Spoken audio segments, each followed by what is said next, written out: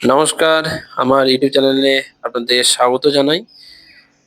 আমরা আপনাদের যেসব আম গাছগুলি আছে, সেইসব আম গাছগুলিতে এরকম মুকুলে ভরে গেছে আশা করছি। কিন্তু এই মুকুল আসা মানেই কিন্তু আমাদের আম পেয়ে যাওয়া নয়। কিছু সঠিক পরিচর্যা না করলে এই মুকুল ঝরে যেতে পারে। কিছু আমাদের ভুল, একটা ছোট্ট ভুল এবং যে ভুল সময়ে স্প্রে বা জল দেওয়ার ভুলের কারণে কিন্তু আমাদের এই মুকুলগুলি ঝরে যেতে পারে। তাই অবশ্যই আমাদের এই ভিডিওটা দেখুন। আমরা এই ভিডিওতে আলোচনা করব যে এই মুকুল আসার পর কি, কি গাছের পরিচর্যা করলে আপনাদের মুকুলগুলি থেকে সঠিকভাবে আম পাওয়া সম্ভব এবং বেশি, বেশি পরিমাণ আম পাওয়া সম্ভব। সেটাই আজকে আমরা এই ভিডিওতে তুলে ধরবো। তাই অবশ্যই ভিডিওটা শেষ পর্যন্ত দেখবেন। আর চ্যানেলে নতুন হয়ে থাকলে অবশ্যই আমাদের চ্যানেলটিকে সাবস্ক্রাইব করে পাশে থাকবেন। চলুন তাহলে আজকে আমাদের এই ভিডিওটা শুরু করছি। তাহলে চলুন আমরা ১ম এ জানবো এই যে মুকুল বা গুটি ঝরে যায়, আমের গুটি ঝরার যে প্রধান যে কারণগুলো হয় সেই কারণগুলো আমরা ১ম এ জেনে নিই। ১ম এ যে কারণটি বলবো আমি সেটা হলো এই সময় গাছেতে হপার পোকার আক্রমণ হয়। এই হপার পোকা কি করে? হপার পোকার আক্রমণের কারণে কিন্তু গাছের মুকুল ঝরে যেতে পারে। মুকুলগুলো পুরো শুকিয়ে নষ্ট হয়ে যেতে পারে। আর ২য় কারণ যেটা বলবো এই সময় কুয়াশাচ্ছন্ন আবহাওয়া থাকে। কুয়াশা পড়ে মাঝে, মাঝে মেঘ ধরে যায় মাঝে, মাঝে। এই কারণের জন্য কিন্তু গাছেতে আমরা দেখতে পাই যে এ মুকুলগুলি নষ্ট হয়ে যায় পুরোপুরি। আর যেটা বলবো আমি হচ্ছে গাছের জল দেওয়ার যে বিষয়টা সেটার কারণে কিন্তু মুকুল বা যে আমের গুটি হয় সেগুলো ঝরে যেতে পারে। আর একটা সবশেষ কথা জলের ভারসাম্য সেই আমি আগেও বলেছি জলের ভারসাম্যের কারণেও কিন্তু গাছের মুকুল থেকে আম ঝরে যেতে পারে। আমের যে গুটিগুলো আছে সেগুলো ঝরে যেতে পারে। তাহলে এই যে কারণগুলো হলো আমরা একটা, একটা করে ডিটেইলস এ আমরা আলোচনা করব। তাহলে ১ম এই আমরা বলব হপার পোকা নিয়ে। এই সময় কিন্তু এই আম গাছে যখন মুকুল আসতে শুরু করে, মুকুল দেখা যায় তখন আমরা আম গাছের পাশ দিয়ে গেলেই দেখতে পারি কিছু পোকা তরবর, তরবর করে লাফিয়ে বেড়াচ্ছে, আওয়াজ হচ্ছে। সেই পোকাগুলো কিন্তু হপার পোকা। এই পোকাগুলো কি করে? এই গাছের মুকুলের ডগার দিকে বসবে এবং ফুলের ডগার দিকে বসে যে রস থাকে চুষে নেয় এবং চুষে নেওয়ার ফলে পুরো মুকুলটা পুরো সাদা ফ্যাকাশে হয়ে যায় এবং কিছুদিনের মধ্যেই ওই যে মুকুলটি পুরো মাটিতে ঝরে পড়ে যায়। এই পোকাগুলি রস খাবার পর এক ধরনের তরল চটচটে পদার্থ একটা তরল পদার্থ ত্যাগ করে মুকুল এবং পাতাতে। যেটাতে পরে এই তরল পদার্থের উপর এক ধরনের ছত্রাক জন্মায়। যেটার কারণে এই ছত্রাকটা কি করে ওই মুকুলটাকে পুরোটা কালো করে কালো হয়ে যায় এবং শেষে হচ্ছে মাটিতে পড়ে যায়। এটা আপনারা দেখেছেন নিশ্চয়ই। তাহলে এই হপার পোকা দমন করা এই সময় খুবই জরুরি। আচ্ছা কি করে বুঝবেন আপনার গাছেতে হপার পোকা লেগেছেন? এইটা বোঝা যায় হচ্ছে যখন আপনি ওই গাছের তলা দিয়ে যাবেন তখন দেখবেন হচ্ছে যে এক ধরনের আঠালো তরল পদার্থ মাথায় ছোট, ছোট তরল আকারে পড়ছে। তাহলে বুঝবেন যে আপনার গাছেতে কিন্তু হপার পোকা লেগেছে। এটা এর দমন করার জন্য আমরা কি ব্যবহার করব? আমরা ইমিডাক্লোরোপিড গ্রুপের যেকোনো কীটনাশক আমরা এই সময় ব্যবহার করতে পারি। যখন গাছে মুকুল দেখা যাবে।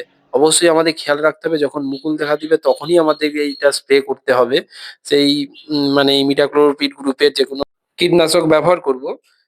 ইমিডাক্লোপিড গ্রুপের কীটনাশক যেমন আমরা কনফিডার দিতে পারি। বাংলাদেশ থেকে যারা দেখছেন তারা ইমিটাপ দিতে পারেন। ইমিটাপ, অ্যাডমায়ার এই কীটনাশকগুলি কিন্তু দিতে পারেন। তার ডোজটা কি হবে? ডোজটা হবে আমাদের 0.5 ml পার লিটার জলে আপনারা এটা স্প্রে করতে পারেন। আমি আবারও মনে করিয়ে দিই এটা তখনই ব্যবহার করবেন যখন হচ্ছেন দেখবেন যে ফুলগুলো ফুটেনি। যখন মুকুলটা বেরাচ্ছে তখন দিতে পারেন। আর হচ্ছে দেবেন যখন হচ্ছে আমের গুটি যখন বেঁধে যাবে তখনই দিবেন। তার যখন ফুল ফোটা মানে অবস্থায় কখনোই কোনো কীটনাশক স্প্রে করবেন না। কারণ এর ফলে গাছের যারা পরাগায়ন ঘটায় তারা মারা যাবে। তার ফলে যথেষ্ট পরিমাণ পরাগ মিলন হবে না। সেখানে আপনার গাছের কিন্তু মিলন না হওয়ার কারণে গাছের ফলন নিশ্চিতভাবে কমে যাবে। তাই এই দিকটা অবশ্যই খেয়াল রাখবেন। এটা খুবই জরুরি একটা জিনিস। আর স্প্রে করার সময় সঠিক সময় অবশ্যই বিকালের দিকে বা সন্ধ্যার দিকে এই সময় স্প্রে করাটাই সবদিকে যুক্তিযুক্ত। তাই এটি অবশ্যই মাথায় রাখবেন। এরপর আসি আমরা যে পাউডারি মিল্ডিউ যে ছত্রাক আছে সেটার ব্যাপারে। পাউডারি মিল্ডিউ যে ছত্রাক আছে এই সময় যেহেতু আমরা আকাশে একটু মেঘাচ্ছন্ন আকাশ থাকবে এবং ভোরের দিকে মাঝে, মাঝে কুয়াশা দেখা দিবে। আর্দ্রতা যদি বেশি থাকে সেই সময় কিন্তু ওই পাউডারি মিল্ডিউ ছত্রাকের আক্রমণ বেশি হয়। সেই কারণের জন্য এই সময় আমাদেরকে অবশ্যই কিছু জিনিস খেয়াল রাখতে হবে। আচ্ছা পাউডারি মিল্ডিউ হলে কি হয়? দেখবেন যে আপনাদের যে মুকুলের উপর সাদা রঙের একটা পাউডার কেউ যেন ছড়িয়ে দিয়েছে এরকম ধরনের অবস্থা হয়। তাহলে এই সময় গাছেতে আপনারা কি দিতে পারেন? এই সময় আপনারা গাছেতে দিতে পারেন ব্যাভিস্টিন দিতে পারেন ২ গ্রাম পাউডার ১ লিটার জলে গুলিয়ে দিতে পারেন। বাংলাদেশ থেকে যারা দেখছেন তারা থিওভিট দিতে পারেন, নইন দিতে পারেন ওই সেম ডোজে আপনারা এইটা স্প্রে করতে পারেন। তাহলে দেখবেন কিন্তু ভালো ফল পাওয়া যাচ্ছে। যদি গাছের গুটি যখন থাকে তখন এই সময় যদি এই রোগটি হয় কিন্তু গাছের গুটিগুলো পুরোপুরিভাবে সব ঝরে যাবে।